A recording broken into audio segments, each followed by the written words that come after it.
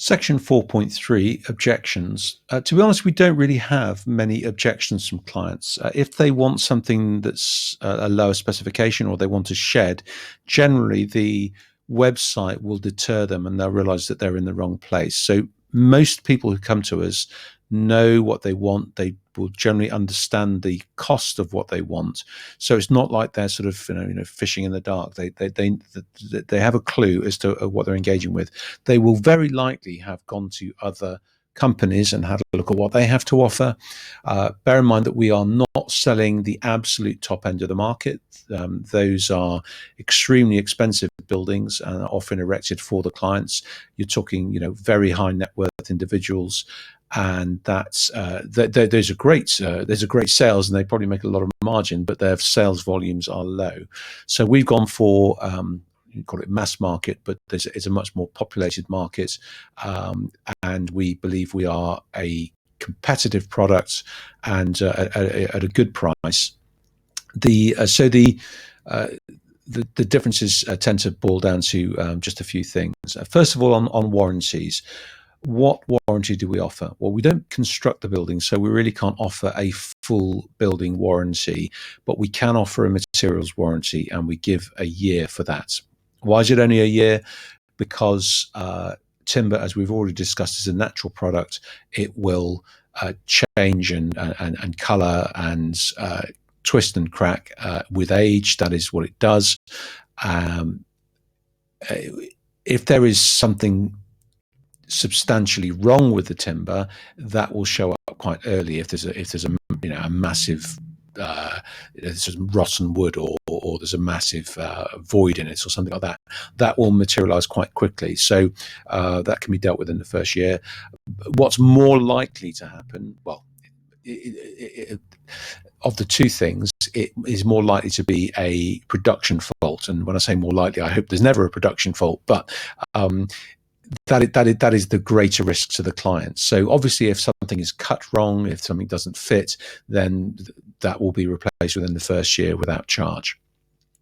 So we believe that's a fair warranty. We can't warranty the whole building, and the client should talk to the erector to make sure that they will come back.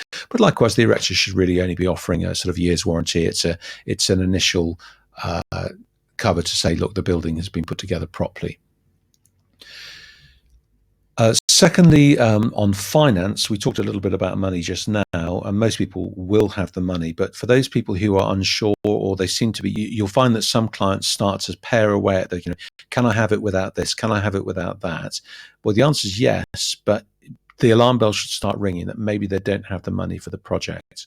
So if that happens, one thing to show them is something we have on the website, which is Ideal for Finance. It's an organization that we partner with. We don't provide the finance. It is Ideal for Finance that do it. Just note that it's called Simply Self-Build there. That's the old name of the company. We'll try and get that changed. But all they have to do is put in how much they want to borrow. It might be the whole value of the building. It might be more than the value of the building. They're quite able to do that and spend the money on something else. But because of the type of client, because of the type of company that they're dealing with, which is us, actually the rates they get on this are particularly good. But you cannot, these are the rules, you cannot talk about rates. It is not allowed under the Credit Control Act. So you can introduce them to the website. You can suggest, or to Ideal for Finance, you can suggest that they have a look at it, but you can't tell them that they're going to get a good rate or a particular rate. They have to find that out for themselves. That's the rule. So once they've done that, you can ask them, did that website provide you with an appropriate offer?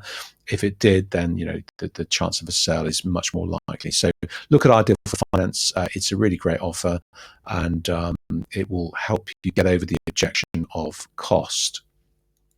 The next objection tends to be around what they're actually getting. Now, we offer quite a lot of information on the website.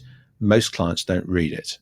We used to offer quite a lot of information on the quotation. Most clients didn't read it. And when they did read it, they tended to get confused. So the actual cause of the objection is, I don't know what I'm going to get. The answer is everything that turns up on site is cut to fit, with the exception of cladding, which they cut on site. But the way to get around that objection, we think, is to offer them,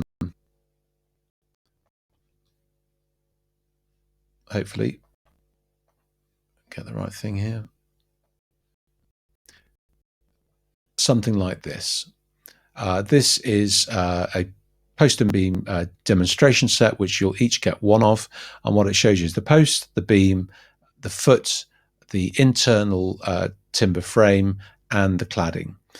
The only thing that's missing from this, we may well include it, is the rafters, because they're nice and chunky, and it's a good demonstration of the rafters. Now, the benefit with this is in Douglas fir.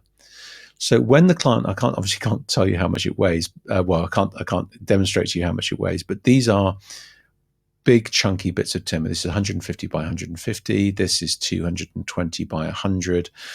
And when they touch this and feel it, they will feel that they're getting a really good value deal, because it just is big chunky timber.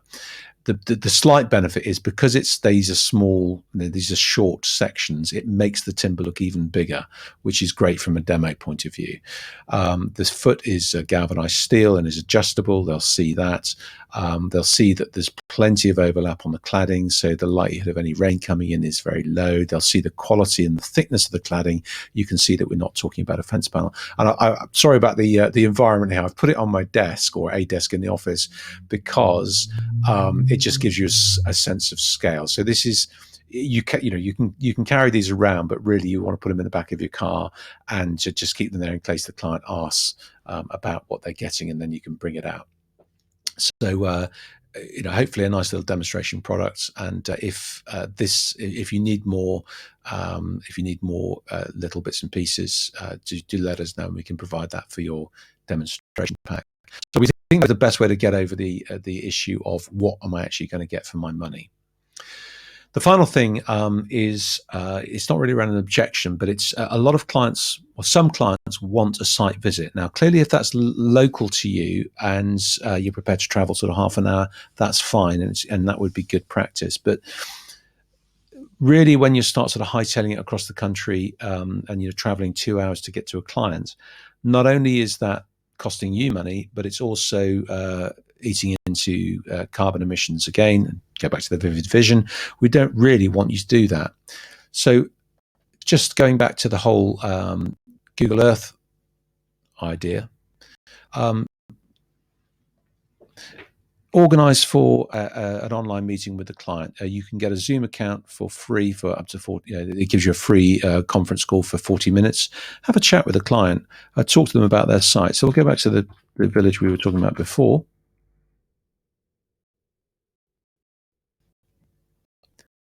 So you have the video call, you share your screen with them, and you make the point that, yes, you could do a site visit, but actually, in order to reduce carbon emissions, to save their time, to make our costs and our overheads lower, you're likely to do video calls.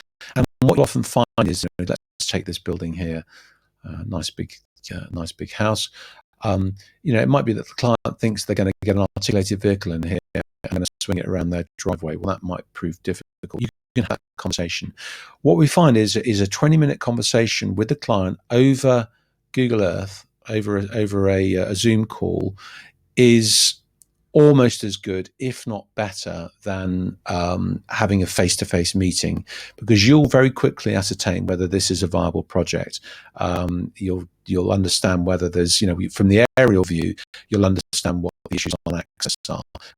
You can talk to them about their neighbours, about the terrain, about the type of surface it's going on, all this kind of thing. You can cover an awful lot in a very short time.